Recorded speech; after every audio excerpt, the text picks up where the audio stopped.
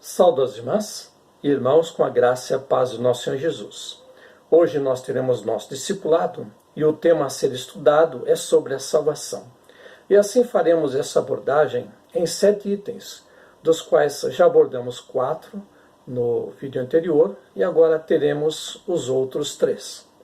O quinto item: nós podemos cair da graça de Deus? Essa é uma questão que pode deixar muita gente sem dormir, porque a verdade é que é possível sim cair da graça de Deus. E um dito que afirma que uma vez salvo, sempre salvo, está completamente mal formulado. Isso quer dizer que da mesma forma que Deus nos deu a possibilidade de responder à sua intervenção, o ser humano também pode negar essa intervenção divina. Isso quer dizer que o ser humano pode aceitar de bom grado a salvação em Cristo Jesus e também pode negar. E tendo aceito, também pode rejeitá-lo. E é o que muita gente já fez no decorrer dos séculos. Também não é novidade que muitas pessoas crentes em Cristo Jesus ao redor do mundo já negaram e rejeitaram a Jesus, adotando uma nova religião. Paulo mesmo alertou a igreja quanto a isso, ao afirmar o seguinte em Efésios 4:1: Rogo-vos, pois eu, prisioneiro no Senhor, que andeis como é digno da vocação com que fostes chamados. De fato, a preocupação de Paulo aqui é que a igreja deve buscar permanecer em Cristo Jesus ao se tornar uma nova criatura, porque caso contrário, a possibilidade de rejeitá-lo é grande, ainda mais no período em que a igreja vivia e se expandia. Claro que muitas pessoas pensam que ser uma pessoa cristã na época era fácil, mas não. Na época em que Paulo vivia, em que o Império Romano controlava a região, havia uma política de sincretismo religioso que Roma enfatizava para obter uma unidade entre os povos conquistados. E além dessa prática, também havia o gnosticismo, que estava influenciando a igreja negativamente. E por causa disso, era vital que quem tinha sido chamado em Cristo Jesus resistisse para que não negasse a graça de Deus manifestada em Jesus. Outro exemplo do alerta de Paulo quanto a isso é o relato de 1 Coríntios 10, 12. Vejamos. Aquele, pois, que pensa estar em pé, olhe e não caia. Claro que essa expressão tem pelo menos 2 sentidos. Um é que a pessoa deve tomar cuidado onde pisa para não tropeçar e cair. E o outro é que quem aceitou a graça de Deus da salvação em Jesus, se não tomar cuidado com as coisas do mundo, pode cair da fé e se afastar de Jesus e rejeitá-lo, como muitas pessoas já fizeram no decorrer dos séculos e têm feito hoje. A verdade é que Deus nos ama tanto que nos deu liberdade tal que nos permitiu que tomemos nossas próprias decisões. E uma delas é que podemos aceitar a Jesus e também recusar-lhe. E dessa forma haverá consequências no futuro por vir. Isso quer dizer que no futuro por vir, as pessoas no grande julgamento ouvirão das duas uma. Em Mateus 25:34 temos: Então dirá o rei aos que estiverem à sua direita: Vinde, benditos meu Pai, possuí por herança o reino que vos está preparado desde a fundação do mundo. Ou então será ouvido o seguinte, como atesta Mateus 25:41. Então dirá também aos que estiverem à sua esquerda: Apartai-vos de mim, malditos, para o fogo eterno preparado para o diabo e seus anjos.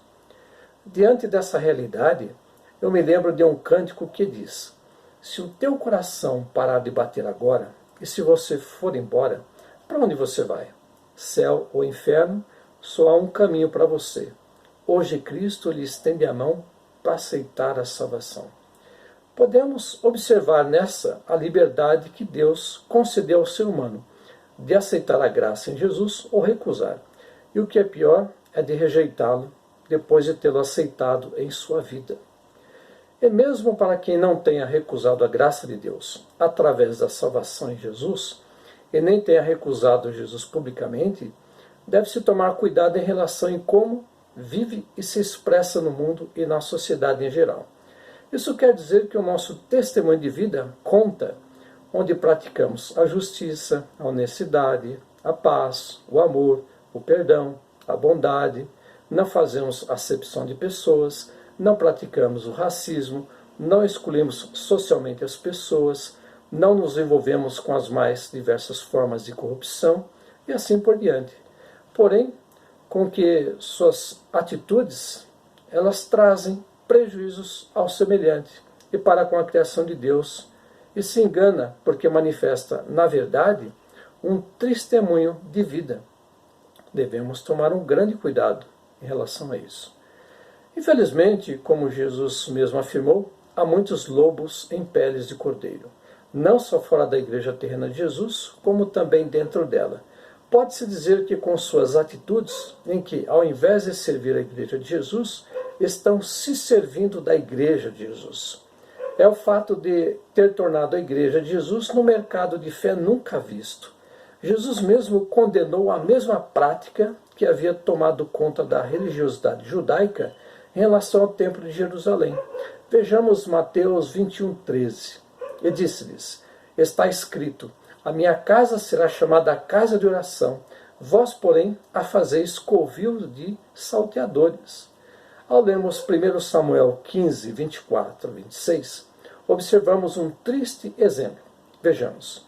Então disse Saul a Samuel: pequei, porquanto transgredi a ordem do Senhor e as tuas palavras, porque temi ao povo e dei ouvidos à sua voz. Agora, pois, perdoa o meu pecado e volta comigo para que eu adore ao Senhor. Samuel, porém, disse a Saul: não voltarei contigo, porque rejeitaste a palavra do Senhor, e o Senhor te rejeitou a ti, para que não sejas rei sobre Israel. Outro caso é o de Ananias e Safira. Vejamos Atos 5, de 1 a 5. Mas um certo homem, chamado Ananias, com Safira sua mulher, vendeu uma propriedade e reteve parte do preço, sabendo também sua mulher. E levando a outra parte, a depositou aos pés dos apóstolos. Disse então Pedro: Ananias, por que encheu Satanás o teu coração, para que mentisses ao Espírito Santo e retivesses parte do preço do terreno? Enquanto possuías não era teu, e vendido não estava o preço em teu poder? Como, pois, formaste esse desígnio em teu coração? Não mentisses aos homens, mas a Deus. E Ananias, ouvindo estas palavras, caiu e expirou, e grande temor veio sobre os que souberam disso. O mesmo aconteceu com a sua mulher. Este é um exemplo que demonstra que o casal, com sua atitude, não havia se convertido a Jesus. Eram crentes de fachada e não de fato. Eram crentes convencidos e não convertidos. E isso é uma forma de rejeitar a graça de Deus em Jesus.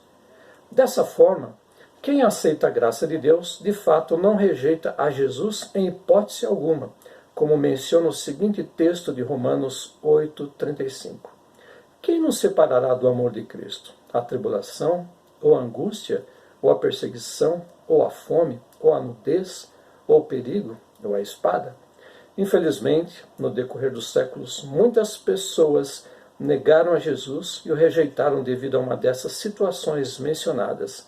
E hoje não é diferente, porque basta uma pessoa ficar doente, desempregada, frustrada, magoada, decepcionada, iludida, aborrecida, chateada, e não ter recebido de Deus o que queria, já é o suficiente para se afastar da igreja terrena de Jesus e rejeitá-lo e viver sem religiosidade alguma, ou buscar noutras o que pensa que encontrará.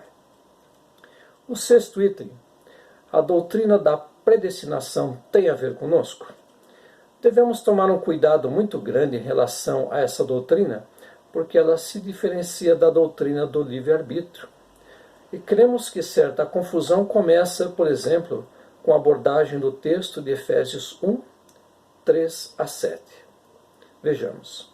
Bendito seja o Deus e Pai de nosso Senhor Jesus Cristo, o qual nos abençoou com todas as bênçãos espirituais nas regiões celestes em Cristo, como também nos elegeu nele antes da fundação do mundo, para sermos santos e irrepreensíveis diante dele em amor, e nos predestinou para sermos filhos de adoção por Jesus Cristo, para si mesmo, segundo o beneplácito de sua vontade, para o louvor da glória da sua graça, o qual nos deu gratuitamente no amado, em quem temos a redenção pelo seu sangue, a redenção dos nossos delitos, segundo as riquezas da sua graça. De fato, O que temos aqui é o desejo de Deus, e é que Ele criou o ser humano como a coroa de sua criação, para viver em seu reino e para manifestar as boas novas. Entretanto, há um equívoco em relação ao desejo de Deus para com o ser humano, e que se interpreta isso como se Deus, já desde a concepção, já destinasse quem irá para o inferno e quem irá para o paraíso. E isso é um grande problema, porque essa concepção menciona que as pessoas que Deus selecionou para o inferno jamais terão a salvação. E tal atitude demonstra a atitude arbitrária de que nada pode ser feito para mudar a condição das pessoas, em que parte irá para o inferno e parte para o paraíso. E se é assim, para que perder tempo em apregoar as boas novas da salvação em Jesus, se Deus já resolveu quem está salvo e quem está condenado? John Wesley, em sua concepção para o povo chamado metodista, afirmou que confiar num Deus que destina pessoas antecipadamente para o paraíso e outras para a condenação eterna é pior do que o próprio diabo. E a loucura nesse tipo de concepção é que as pessoas destinadas ao paraíso podem negar a Jesus, entrar pelas portas da corrupção, serem mentirosas, falsas, desonestas, prejudicar o semelhante, matar, praticar todos os tipos de violência que ainda terão assegurado a salvação eterna. E por outro lado, as pessoas que aceitam a Jesus de fato e se arrependem de seus pecados e buscam ter um testemunho de vida em que não praticam nenhum tipo de maldade, violência, corrupção, desonestidade e tudo mais, e que aos olhos da sociedade e do mundo são pessoas produtivas, dignas, honradas e etc., infelizmente irão para o inferno porque estão condenadas desde o ventre materno por Deus. Não é uma injustiça essa determinação sobre quem está destinado ao inferno e ao paraíso desde o ventre materno? E se é assim, para que apregoar as boas novas se será algo inútil para se fazer? Nem é necessária atividades culticas, porque não ajudará em nada. Por isso, não aceitamos a doutrina da predestinação como foi formulada, em que desde o ventre materno as pessoas já estão destinadas para o inferno ou paraíso. Nós cremos em Deus que, mesmo estando em nós, sem Deus ou afastados dele, nós fomos alcançados e alcançadas por sua graça em Cristo Jesus. E assim, as pessoas podem aceitar ou recusar e receberão fruto de suas escolhas, paraíso ou inferno, salvação ou condenação. E o evangelismo e a propagação das boas novas são formas em que a igreja alcança as pessoas para tirá-las das portas escancaradas do inferno e conduzi-las para a porta que se abre ao paraíso, que vem através de Jesus. O texto de Marcos 16 é um exemplo de que Deus não destinou pessoas para o inferno e nem para o paraíso. Vejamos, Marcos 16, 15 e 16. E disse-lhes: Ide por todo o mundo e pregai o evangelho a toda criatura. Quem crer e for batizado será salvo, mas quem não crer será condenado. Esse é o maior exemplo de que Deus não destinou ninguém à salvação e nem à condenação. E também não destinou ninguém ao paraíso e nem ao inferno. O fato é que Deus nos proporcionou condições para o aceitá-lo ou rejeitá-lo. Não foi isso que o casal no Éden fez ao querer ser igual a Deus? Assim, se Jesus ordenou aos discípulos para pregoarem as boas novas, e quem aceitasse iria para o paraíso, e quem recusasse iria para o inferno, por que distorcer as ordenanças de Jesus e formular um ensino que vai contra isso? O que vemos por esse texto é que quem aceitar será salvo, e quem não aceitar será condenado. A verdade é que Deus não manda ninguém para o inferno. As pessoas é que fazem essa péssima escolha. Bem, o cristianismo está aberto para toda a humanidade, em qualquer lugar do mundo, e Jesus se entregou por amor a toda a humanidade, e não apenas para parte dela. É o que atesta João 3,16. Porque Deus amou o mundo de tal maneira que deu seu Filho unigênito para que todo aquele que nele crê não pereça, mas tenha a vida eterna. O que vemos aqui é que Deus enviou seu unigênito Filho Jesus para salvar todo o mundo e não parte dele. Sétimo item. E como devo eu agir?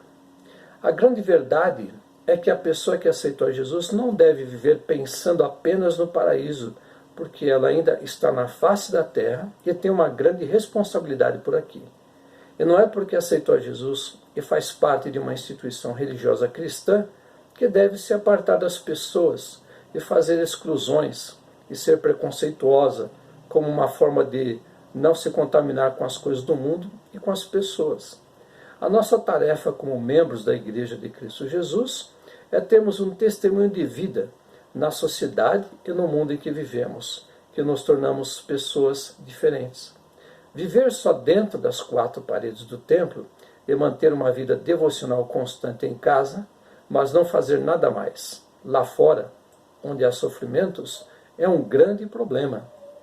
Jesus mesmo, como Paulo e os demais discípulos, iam para o templo e para as sinagogas, mas faziam missão no mundo, onde havia pessoas sofrendo. Estavam presentes nas cidades, nos povoados e nos campos. Ora, agora que temos a certeza da salvação em Cristo Jesus, devemos partilhar com as pessoas que precisam. Embora o processo da salvação tenha começado aqui e dará continuidade no paraíso, devemos exercer algo muito importante que Deus comissiona e que é o papel social da igreja terrena de Jesus. E o que isso quer dizer? É o nosso testemunho de vida, em que, com nossas atitudes, atos e práticas, damos a nossa contribuição para o servir à igreja e ao mundo, e não se servir da igreja e do mundo com intenções egoístas e corruptas. Em Mateus 11:5, observamos o que Jesus mandou dizer, e é parte do que devemos fazer na terra. Os cegos vêm, os coxos andam, os leprosos são purificados, os surdos ouvem, os mortos são ressuscitados, e aos pobres é anunciado o Evangelho. Na época de Jesus, devido à corrupção e distorções de ensinos, pessoas com deficiências físicas e estrangeiros eram proibidos de entrar no templo. Era uma exclusão social que separava pessoas, e isso trazia um grande mal. Vemos Jesus indo de encontro às pessoas sofredoras em sua época. As mulheres, como a samaritana, a mulher adúltera, os publicanos, como Zaqueu, estrangeiros como o centurião com seu servo doente, as crianças que seus discípulos afastavam quando os pais as trouxeram a Jesus, e assim por diante. Vemos na missão de Jesus que ele levava alegria, cura física, emocional e espiritual às pessoas. Ele tocava em pessoas leprosas sem preconceito. Ele curava pessoas enfermas, como a sogra de Pedro. Ele trazia pessoas mortas à vida, como Lázaro, e hoje podemos trazer várias pessoas à vida que estão fisicamente vivas, porém mortas interiormente. Mateus 5,13 menciona que nesse mundo devemos trazer o gosto pela vida, porque as pessoas o perderam e fazem bobagens. Vejamos, vós sois o sal da terra, mas se o sal se tornar insípido, com que se há de restaurar-lhe o sabor? Para nada mais presta, senão para ser lançado fora e ser pisado pelos homens. E se devemos levar as boas novas da salvação em Cristo Jesus para reavivar as pessoas, de que adiantará se no final estão destinadas à condenação eterna? De fato, salvação é coisa séria, está acessível a todas as pessoas e não a uma parcela exclusiva. Claro que no momento em que cessarem as atividades biológicas do corpo, as pessoas no futuro por vir ouvirão, ou vinde, ou ouvirão, apartai-vos. E o que você quer ouvir? Em sua concepção, você está destinado ou destinada ao paraíso ou para o inferno? Para Deus ou para o diabo? Para a salvação ou para a condenação? Que possamos refletir sobre isso nesse estudo. Espero que o que aprendemos aqui possa lhe ajudar em sua caminhada diária, crendo que Deus está conosco, nos abençoando, mesmo em meio às tempestades que se levantam sobre nós. E até o próximo estudo, que será sobre o batismo. Que Deus abençoe em Cristo Jesus. Amém.